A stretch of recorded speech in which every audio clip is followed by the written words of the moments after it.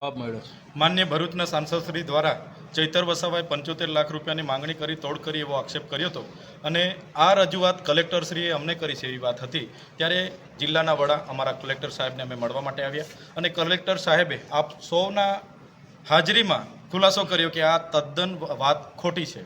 એટલે મનસુખભાઈને મારે વિનંતી છે, જે મુદ્દો એ વડાપ્રધાનશ્રીના ડેડિયાપાડા કાર્યક્રમના ખર્ચાનો છે તો એની જ માહિતી રાખો ને। તમે આવા પાયા વિહોણા એક સાંસદ તરીકે મારા પર આક્ષેપ કરો, મારી રાજકીય કારકિર્દી, મારી શાખને તમે નુકસાન કરવાનું કામ કરો, એ વ્યાજબી નથી।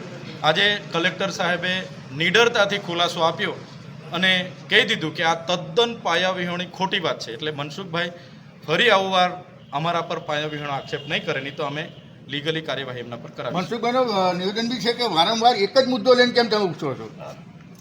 હવે વારંવાર તો ક્યાં છે? કાર્યક્રમ 15મી નવેમ્બરે થયો અને આ મહિનાની સંકલનમાં મને એમણે માહિતી આપી।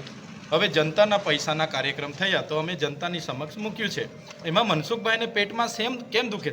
મનરેગા કૌભાંડનો મેં ઉજાગર કર્યો ત્યારે એમને પેટમાં દુખ્યું, નલ સે જલ કૌભાંડની મેં વાત કરી ત્યારે એમને પેટમાં દુખે છે, અને જ્યારે આજે આ ખર્ચાઓના માટે મેં માહિતી માગી ત્યારે પેટમાં દુખે છે। એટલે મને લાગે છે આ કોન્ટ્રાક્ટરો એમના જ છે, એટલા માટે એ ખોટી પાયા વિહોણી અમારા પર વાતો મૂકે છે। તમારી રાજકીય કારકિર્દીને ઠેસ પહોંચાડવાનું? મનસુખ દાદા એક સાંસદ છે, હું ધારાસભ્ય છું। કોઈ પણ એવી ગંભીર રજૂઆતો હશે એમણે મને ધ્યાન પર મૂકવું જોઈએ। ડાયરેક્ટ પ્રેસ કોન્ફરન્સ કરીને 75 લાખ રૂપિયાની ચૈતર વસાવાએ તોડ કરી જેવી જે આક્ષેપ કરી છે એ ખૂબ જ ગંભીર બાબત છે। મારી શાખ અને મારી રાજકીય કારકિર્દી પર ખૂબ મોટું નુકસાન આનાથી થઈ રહ્યું છે। આરએનબીના જે અધિકારી છે મોદી સાહેબનું પણ નામ છે?